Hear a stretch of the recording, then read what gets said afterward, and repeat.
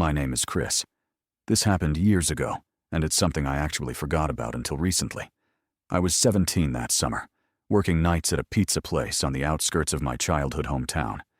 I wasn't thrilled with it, but with no money and two parents who would have killed me for being unemployed, I couldn't complain. It was one of those jobs you take because nothing else is hiring. Slow shifts, sticky uniforms, and a beat-up delivery car that barely made it up hills. At least I didn't have to drive my own car. That would have sucked. Oh yeah, not that this is super relevant, but I do want to mention that the pizza was god-awful. Like, genuinely terrible. I couldn't understand. Actually, I still don't understand why anyone in their right mind would order from that spot. If not for the technology and relatively nice atmosphere it provided, I honest to God don't think we ever would have gotten a single order. That place is definitely the thing I miss the least about my childhood hometown. And that's saying something.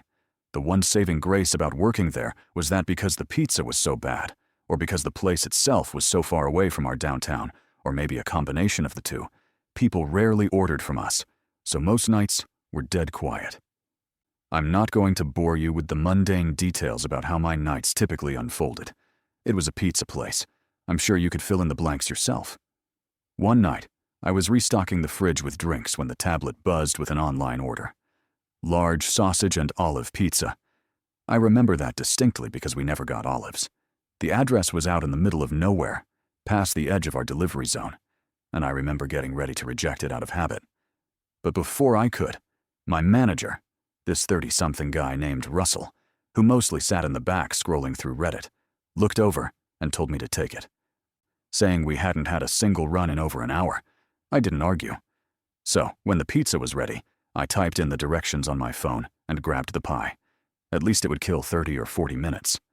As I was about to leave the store and walk to the car, I looked a little more carefully at the delivery instructions Russell had printed and stapled to the box, which I hadn't paid attention to until then. They said, and I remember this word for word, park on the street behind the house, walk through the backyard, knock on the back door only. That caught my attention a bit, but my 17-year-old brain thought of several rational reasons why someone might not want me to use the front door. Maybe they didn't want to wake an old person or a young child in the house. Maybe the front door of their house was being renovated. Maybe they wanted to hide the delivery from a parent or spouse. It really could have been any number of things. Plus, all I could think about was how slow the night was and how much longer it was going to feel if I sat around folding boxes. So, I just decided to do my job. But the second I stepped outside, I started having second thoughts. It was one of those summer nights that felt like walking through soup. Hot, humid, and completely still. Like even the air was stuck in some kind of invisible jelly. I don't know if this will make sense, but there's the stale, sour smell you get when it's really humid and still out. Sort of like old plastic and sun-baked dirt. That's what it smelled like out there. I hate that smell more than anything, but it was unavoidable. I had the windows down for maybe 2 minutes before giving up and blasting the AC. The delivery address wasn't in the direction of downtown. It was actually in the exact opposite direction, even though the pizza place itself was already kind of in the middle of nowhere. The drive was supposed to take just over 25 minutes, but it felt longer because of how empty the roads were. I'm definitely exaggerating a bit. It's not like there were no houses for miles, but it was much less dense the further I drove. When I finally got to the address, I realized I was coming up behind the house. The GPS had routed me along the skinny little side street that ran parallel to a set of backyards. There weren't any streetlights, and the houses didn't have back porch lights either. It was all shadows. I remember slowing down and double-checking the house number because it looked totally dead. There were no lights inside and no cars in the driveway. Just the sagging backyard with overgrown grass and a rickety wooden fence that didn't even close all the way. But still, I followed the instructions. I parked right there on the gravel shoulder, grabbed the pizza, and walked up the incline toward the back door. I had the pizza in one hand and my flashlight in the other, angling it down toward my feet so I wouldn't trip on anything. When I got to the top of the hill, I saw the back door. It was one of those old white ones with a small pane of glass at the top, covered by a cheap curtain. I knocked and waited, but no one answered. I knocked a second time, knowing that my manager would be livid if I returned to the store empty-handed. After no response, I was about to knock a third time when I saw the curtain move. Not a lot, just this tiny little twitch, like someone brushed it with their finger. It was fast, and I don't think I would have even noticed if I hadn't been staring at the glass. I stood there for another few seconds, expecting the person who was clearly standing right behind the door to finally open up. But before that happened, I noticed two unmarked cars pull up to the side street behind my car. My first thought was that I was about to get in trouble for trespassing or something. One of the car doors opened, and someone stepped out. Even from the house, I could make out that it was a man in the light of the other car's headlights. The guy motioned for me to walk over to him, which is what I did, assuming that he had ordered the pizza and that I had beaten him home from work or something. But as I got closer, I realized he was flashing me something in his hand. It was a badge. The guy was an undercover police officer, which I was able to ascertain because he wasn't wearing a uniform, just normal clothes. As soon as I got within a certain distance of him, he told me to head back to my car and wait there. That was it. That's all he said. So, I did. I backed away slowly, climbed into the delivery car, and sat there watching. That's when I realized there weren't just two officers. There were 5, maybe more. All of them had flashlights, but none of them said a word. They moved stealthily, circling the house like they were trying not to be seen. Not one of them knocked or announced their presence, which I found strange. It was a pretty bizarre sight. I remember one of the officers reaching for the back door handle, the same one I had just knocked on, and gently trying it. When it didn't open, he just nodded at one of the other guys and backed off. It felt like I was watching something I wasn't supposed to see, and I guess I was. Eventually, the first officer came back to my car and crouched beside the window. I rolled it down, and he looked over the pizza box on the passenger seat and let out this short sigh. He was relatively vague with what he told me, but he didn't seem like a tool, just that he was trying not to say too much. Basically, he said that there was an ongoing investigation involving that property, and that he, along with the rest of the officers, were staking it out. He apologized for taking so long to intervene, and told me that I had pulled up the exact time they were repositioning their vehicles. I asked if he wanted to see the delivery order, and he nodded. I pulled it up on the delivery app, but I could tell it was useless. There was an associated phone number with the order, along with the delivery address and the first name, Jerry, but it didn't seem particularly helpful. The officer read it, took the number down, then told me to leave immediately. I expressed my frustration to him, saying that my boss was going to kill me for returning with the pizza, and the guy just shrugged his shoulders. Then he repeated his instruction for me to leave and started walking away from the car. I was pissed, but there was nothing I could do, so I drove off. It took me the entire ride back for the whole thing to sink in. I didn't really grasp the gravity of the situation until stepping out of the car. If the police hadn't intervened when they did, something awful could have happened. I don't even know what.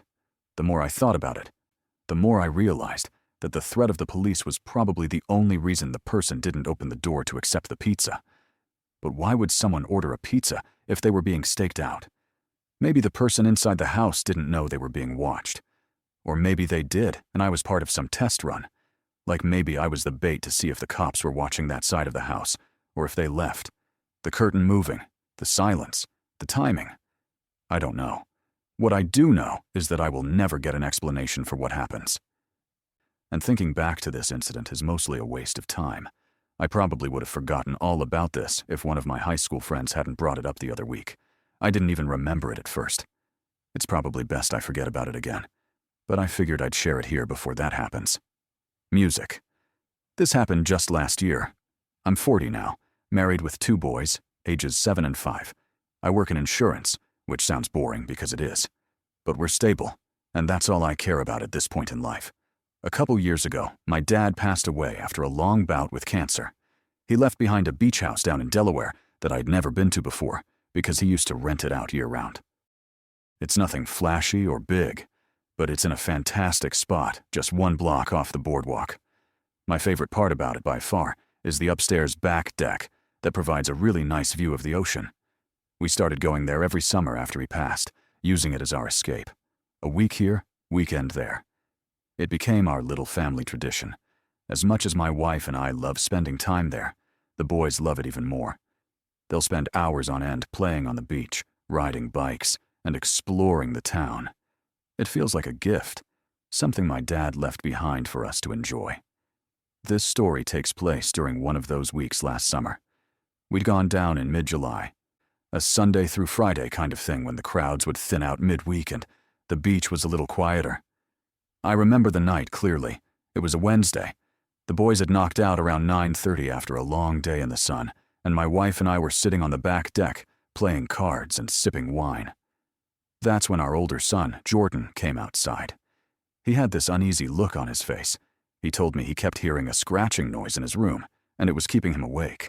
I glanced at my wife, then set my glass down and stood up, telling him I'd go check it out. I told my wife to hang tight. I figured it was probably just generic house sounds. It is a pretty old house after all. The boys don't share a room, so I figured there was no need to wake our younger one. I followed Jordan downstairs to his room, and he pointed to the wall near his bed and motioned for me to be quiet. We both stood there for a while, and I didn't hear anything at first, but I didn't want him to think I didn't believe him. So I stood there a little while longer. After maybe 20 seconds, I finally heard it. Faint at first, but definitely there. A soft scratching sound just like he had described. I crouched down and pressed my ear to the wall. It didn't sound like an animal up in the rafters or anything. It sounded like it was coming from inside the wall, lower down and closer to the baseboards. That's when I heard it breathing. Not an animal. Definitely not. It was deep, slow human breathing. I flinched back and let out a sharp Jesus without even meaning to. And then, I'm not kidding about this, I heard the most guttural and angry scream I've ever heard ring out from somewhere inside the wall. It caught me so off guard that I yelled out again, a feeling of existential dread hitting me right in the face. I grabbed Jordan by the arm and yanked him out of the room. We ran down the hall to get my younger son, Scott, who was still sound asleep. I didn't even give him a chance to open his eyes. I just scooped him up in my arms and ran. I needed to get back upstairs to the deck where my wife was. That was the only other thing on my mind at that point. As we reached the base of the stairs, I yelled for her, and then I heard another scream come from somewhere behind me, only much closer this time. I turned around and saw a man covered in filth charging down the hallway straight at us. I nearly tripped, trying to get up the stairs with both my sons, but we made it upstairs and onto the deck just in time. Not 2 seconds after I slammed the sliding door shut, the guy hit the glass full force. I genuinely thought it would shatter. He started clawing at the door like an animal, shrieking and pounding, all the while yelling things I can't bring myself to repeat. I threw my body against the door and yelled at my wife to grab the kids and call the police. She grabbed them and covered their ears, pulling them back from the scene. I kept my eyes on his, trying to block the view of him from my family. He was wild, completely unhinged. His hand smeared something. Dirt? Blood? I don't even know. He smeared it across the glass as he banged and tried to force the door open. I don't know how long I held it shut. A minute. 5. It felt like forever. He seemingly had unlimited energy because it took all my strength to keep that door shut, and he didn't let up once. All I could think about was protecting my family. I was fully prepared to fight the guy if the glass broke. But before that happened, the police finally showed up. They must have come around the side because within seconds, I saw 2 officers inside the house running at the guy who was still banging on the door. One of the officers tackled him from behind, and the other one helped restrain him. The rest of the night was a blur. After getting that guy out of my house and in the back of a police car, the officers asked me for my version of things, which I told them. Together, the 3 of us inspected the house to try and assess how that man had been inside the walls and how he had gotten out so quickly. Turns out the house has a crawl space I didn't know about. There's an entrance underneath the back porch that you wouldn't know was there unless you were looking. From there, it leads into a standing crawl space that runs alongside the foundation and has a second access point through a loose panel in Jordan's closet. I had no idea it was there. I'd never done a full inspection of the house when I'd inherited it. Hell, I didn't even bother refinishing it. A few days later, I got more information from a detective who called to follow up. He told me the perpetrator admitted that he'd been staying in the crawl space for months, that he had discovered the crawl space entrance during the off-season, and was planning to harm my family that night for intruding on his, quote, new home. Apparently, the guy had been stealing food from both our house, which we somehow did notice, and our neighbors' trash bins. We didn't go back for the rest of the summer, not out of fear of something else happening, but out of trauma. I didn't want to bring my wife or kids back there for a while, and they didn't object. I hired a crew to seal off the crawl space completely, and once that was done, I was finally able to relax a little. We've been using the house again this summer, and I'm glad to say that things are back to normal, or at least as close to it as we're going to get. Music. I grew up in a kind of rural area where you could ride your bike for miles without seeing another person. Like a lot of people, my favorite season was always summer. It still is, actually. But it's been a while since I lived out in the country, so summer's lost a little bit of its charm. A lot of what made summer so special to me is tied to life in the middle of nowhere. There was something about the warmth, quiet, and emptiness I loved. Something I could never find in the city. It's hard to explain, but I just felt so isolated, but in a good way. Like I had my own little corner of the earth all to myself. Like I could disappear for hours, and no one would know. Summer nights were always the best. The darkness added to the feeling of privacy and freedom that the little girl I used to be craved. I was 16 at the time. I had a friend back then named Taylor. She was a little more reckless than me, always pushing the limits in small ways. One random night in July, we decided to go stargazing. Just us, 2 bikes, and a bottle of wine. It wasn't the first time we had done something like this. Actually, it's something we did quite often. That is, until what I'm about to tell you happens. Come to think of it, this was probably one of the last times we went stargazing together. We didn't have a specific plan, just a direction. We wanted to go somewhere new, since the old spots were getting a little repetitive. Taylor said she knew a good spot past the edge of town, some abandoned stretch of farmland where nobody ever would bother us. It was sometime around 10:20 when we left. I'm not sure how long we biked, maybe 20 minutes, maybe 30. But we didn't stop until we were past anything even remotely civilized. At some point, Taylor just stopped her bike abruptly and told me we were here. I wasn't really sure what here meant since there were no descriptive landmarks around, but it still felt perfect. Wide open field, no buildings, no fences, no cows, just a huge patch of grass and the endless starry sky.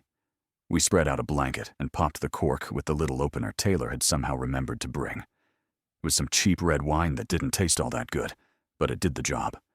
We laid there for a while, passing the bottle back and forth, pointing out the few constellations we remembered by name. Our goal on nights like this was always the same: try and spot a shooting star. At one point, Taylor asked me if I thought we'd actually see one, and I told her probably not, but to keep looking anyway. They're not as uncommon out in the country where you can see so many stars, but you still have to pay attention. Shooting star or not, though, we were having a great night. The wine was definitely doing its job, and I started feeling myself slipping into drunkenness. It was the kind of night that made you feel like time didn't exist, kind of like what I was talking about earlier. This isn't super relevant to the story, but it's one of the few things I remember about the night. So I'm going to quickly tell you anyway. There was a very brief moment that felt like a blip in the rhythm of the night. We were leaning back, and Taylor looked at me in this way that made me wonder if she wanted something more than friendship. Growing up, I always had that suspicion about her, but it was never motivated by anything more than curiosity. But that night, it felt a little stronger than I could recall it ever being. I didn't ask, didn't say anything. That kind of thing just wasn't talked about openly where we grew up. And besides, maybe I was just tipsy and reading too into things. Either way, it passed. We laughed about something dumb, she said, and then looked up just in time to catch a shooting star streak across the sky. If anyone has ever seen a shooting star, they know the uncontrollable reaction it elicits. Like, you just can't help but laugh or shout something out into the night. The two of us giggled, and Taylor told me to make a wish. I don't remember what it was. Probably something silly.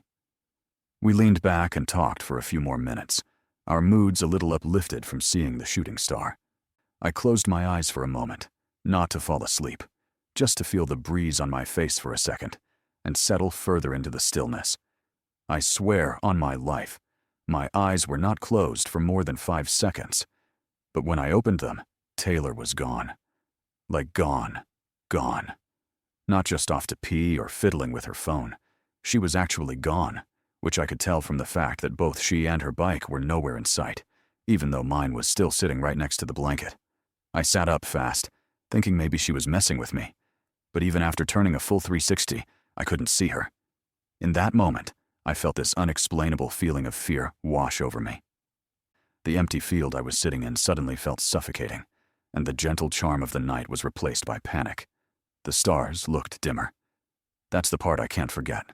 The sky was still there, but it felt off, like someone had turned the brightness down or smeared something over it. And the air felt colder, too. Not like it had cooled naturally, but like I stepped into a different version of the same place.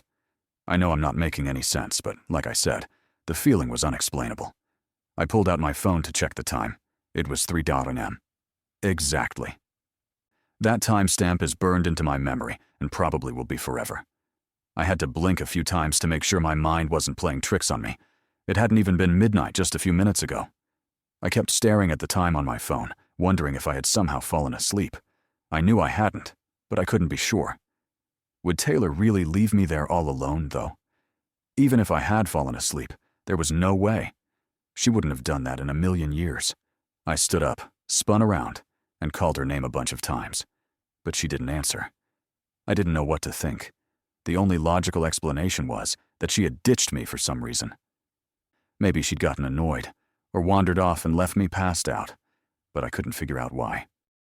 We hadn't argued, and the vibe had been good. Really good, honestly.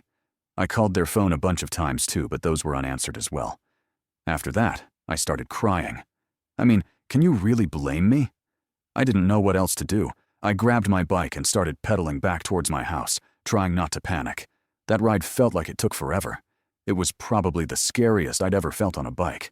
I didn't stop until I made it back to my driveway, completely out of breath, and still not understanding what had just happened. I went to sleep immediately. The next day, I texted Taylor first thing in the morning, expecting an apology, or at least an explanation, but instead she demanded one from me. She asked me word for word, "Where the hell did you go last night?" I told her what I remembered, how I'd woken up alone at 3 a.m. and assumed she'd left me, but then she hit me with the thing that made me send the story in. She said she was the one who had woken up alone at 3 a.m. and I was the one who was gone.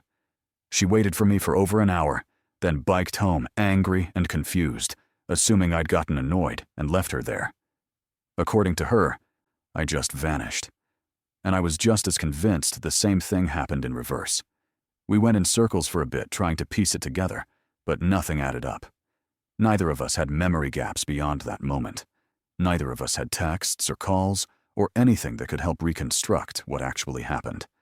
Even though both of us swore remembering calling each other after waking up, none of those missed calls were in either of our phone logs. Eventually we dropped it, or at least we stopped talking about it. But I think both of us were far more terrified than we wanted to admit. I know I was. For months, I'd find myself lying in bed, looking out my window at the stars, and remembering that night. Taylor and I didn't stargaze much after that night, maybe once or twice. In a sense, things did go back to normal.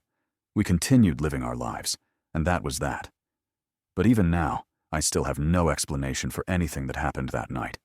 I wouldn't call myself superstitious or a believer in the paranormal, but everyone I tell this story to immediately attribute it to something unnatural.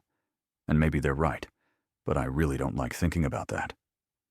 I do consider the possibility that she simply lied to me. Either way, I get a really unsettled feeling like something happened to us that night that I'll potentially never figure out for as long as I live. I haven't heard from Taylor for years, but I'd bet my life on the fact that she too still wonders, from time to time, about what happened to us that summer night in the field.